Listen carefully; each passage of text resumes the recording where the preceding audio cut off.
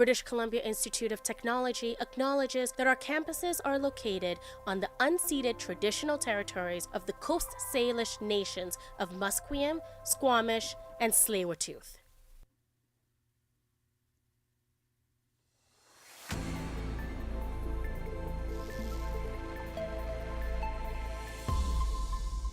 Good afternoon, my name is Joe McHugh, and these are your 3 p.m. BCIT News headlines.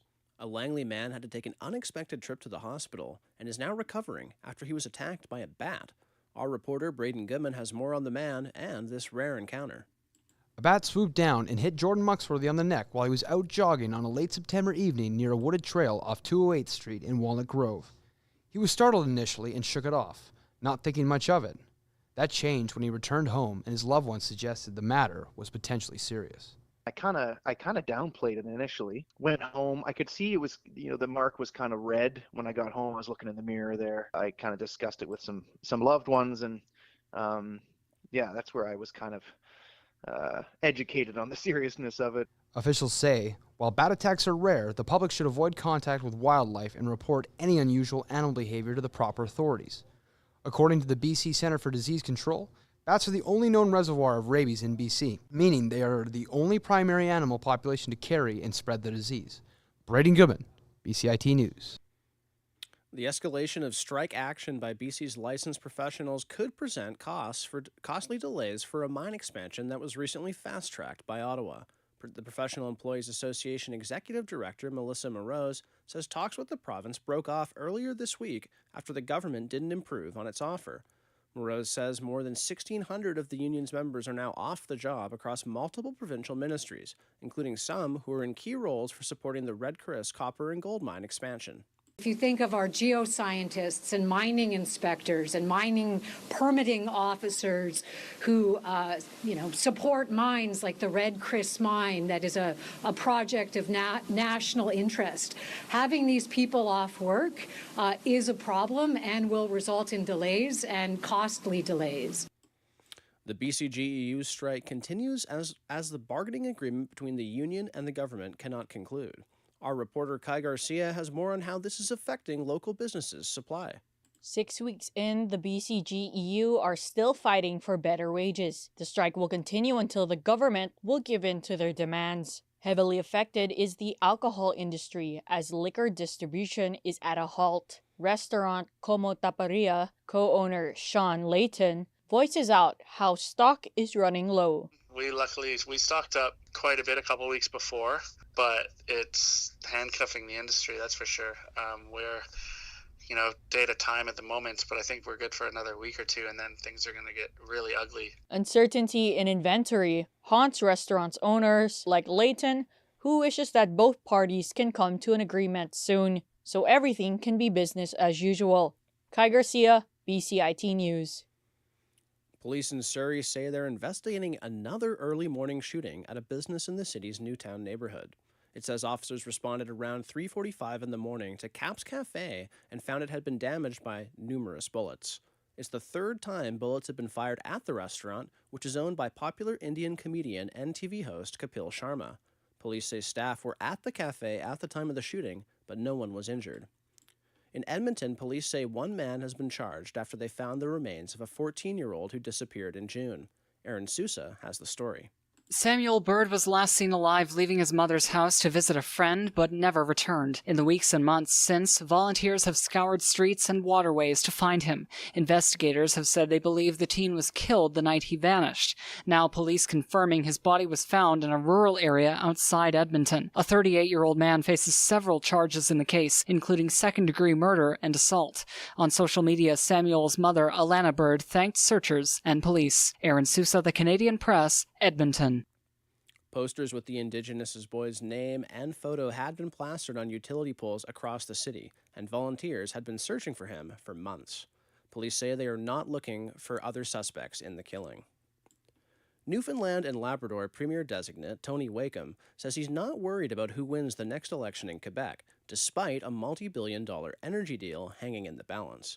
Wakeham says he's focused on ensuring the draft agreement is improved through a review conducted by an independent third party, something that was promised during the campaign. I'm interested in working with anybody who's interested in working with us. I think Quebec has expressed an interest in doing that. I look forward to further negotiations. Wakeham's Progressive Conservatives won a majority government in the province on Tuesday. Nearly 300,000 Dodge Dart car models from 2013 to 2016 are being recalled. ABC's Chuck Syverston reports. The danger is some of the cars could suddenly roll, says the National Highway Traffic Safety Administration. Some as old as iPhone 5s and PlayStation 4s can have a shifter cable that can detach from the transmission, preventing the vehicle from shifting in a park. A similar recall was issued in 2019 for the defect, when the remedy was to replace the transmission cables. That failed to solve the issue, and notices of a new remedy that's still under development will be mailed to owners. Regulators say there's no word of any accidents or injuries. President Donald Trump confirmed Wednesday that he has authorized the CIA to conduct covert operations inside Venezuela. He said he was deliberating whether to carry out land operations in the country. Ships have already been targeted in the waters off the coast of Venezuela. The administration claims without evidence that drug cartels are using ships to traffic drugs into the U.S. White House Press Secretary Carolyn Leavitt says the evidence has been provided. The president's been very clear, and he's been very transparent about these strikes, releasing classified video, unclassifying that video, declassifying it rather for all of you to see, and to let the public and lawmakers know with each of these strikes. Trump acknowledged a CIA operation shortly after the New York Times reported the agency had been authorized to carry out covert action in Venezuela. Now for a look at your sports. The Toronto Blue Jays will take on the Seattle Mariners tonight in Game 4 of the American League Championship Series. Toronto dropped the first two games at the Rogers Center and then went to Seattle and dumped the Mariners 13-4 last night to take Game 3. Blue Jays manager John Schneider says the team appreciates all the support it gets on the road. We travel well. We feel the support at a lot of places we go to. And here is probably the spot that everyone circles because of the proximity to BC and, the fans that do come here. So it helps for sure. T-Mobile Park will host Game 4 tonight and Game 5 tomorrow, and if necessary, the best-of-7 series will shift back to Toronto for Games 6 and 7. The series winner will advance to the World Series against the National League champion. The Vancouver Canucks are looking to improve on their 1-2 record tonight as they're set to face off against the 3-1 Dallas Stars. The puck is set to drop at 5 p.m. Pacific Time at the American Airlines Center in the Lone Star State. Goaltender Carter Hart has agreed to sign with the Vegas Golden Knights, becoming the first of the 5 2018 Canada World Junior hockey players to land an NHL contract since they were acquitted of sexual assault. Vegas announced an agreement for Hart on Thursday, the second day after the window opened for the players to sign. Hart is not eligible to play in games until December 1st as part of the league's player reinstatement process. The Vancouver Rise is wrapping up the regular season with their final game tonight against the Calgary Wild. Our reporter Kai Garcia has more on why this game is crucial. The Vancouver Rise currently sit second in the NSL table with 39 points behind AFC Toronto. However, the Ottawa Rapids and Montreal Roses both sit third and fourth respectively with 36 points each with a better goal difference. Rise supporter group Crow Collective member Mel Bostrom expressed how the outcome of the game is in their team's hands. It's up to them to really show that they want that second seed, that they want to go into the playoffs with home field advantage, because we've shown that the atmosphere at Swangard is awesome. If they lose the game, they go on to play Ottawa or Montreal or even the first-seeded AFC Toronto. Kai Garcia, BCIT News. FIFA has announced that over 1 million tickets have been sold for next year's World Cup. The tournament will be hosted by the U.S., Canada, and Mexico. They report that fans from 212 countries and territories have purchased tickets, even though only 28 of the 48 spots in the tournament have been filled.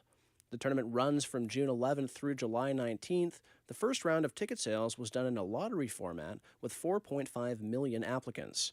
The next draw opens on October 27th. FIFA has also launched its official resale platform for tickets.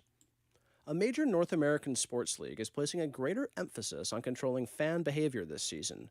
Correspondent Gethin Kulbaugh reports. The NBA has reminded teams to focus on addressing inappropriate fan behavior at games this season. In a memo sent to all 30 clubs, the league emphasizes the need for consistent enforcement of the NBA Fan Code of Conduct. This move comes after several incidents last season, including ejections of fans in Dallas and Minnesota for misconduct. The memo highlights the importance of training arena staff to identify and respond to rule violations. The NBA season opens Tuesday, with games featuring Houston at Oklahoma City and Golden State visiting the Lakers. I'm Gethin Coolbaugh. Taking a look at business here, the latest forecast for home sales across Canada shows the BC market is still expecting to see a decrease in activity this year. The Canadian Real Estate Association says BC, Alberta, and Ontario are expected to see fewer residential property sales for 2025, offsetting gains in other parts of the country. It says BC and Ontario will also see a drop in average home prices, resulting in a national projection of a 1.4% price decline from 2024. The CREA says home sales across Canada rose 5.2% in September from the same time period last year, leading to a softer 1.1% decline in the annual projection for 2025. Stocks took a bit of a dive this afternoon, giving up on gains made this morning. The drop was led by declines in bank stocks, with worries circulating about bad loans. Traders also juggled persistent trade tensions amid the ongoing U.S. government shutdown. The Dow Jones Industrial Average lost 315 points, or nearly 0.7%, after being up 170 points earlier in the day. The S&P 500 traded 0.8% lower, giving up the 0.6% gain it had made at the height of today's trading session. The Nasdaq Composite fell 0.7%. A quick look at your weather. The temperature tomorrow should stay roughly the same as today, holding steady at about 13 degrees, but you can expect some rain in the morning hours before moving over to a mix of sun and some clouds later in the afternoon. Those were your 3 p.m. news headlines. Join us again at 3:30 for more. Joe McHugh, BCIT News.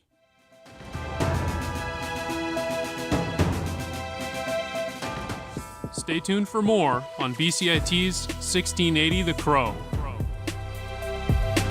When I tell people that I study journalism, they immediately say, oh, you want to be a reporter. But I think, in my case personally, I really want to go into magazines, PR, social media. And I think here at school we learn a lot of skills that allow you to go into that world, because you learn how to write for social media, social content, for websites,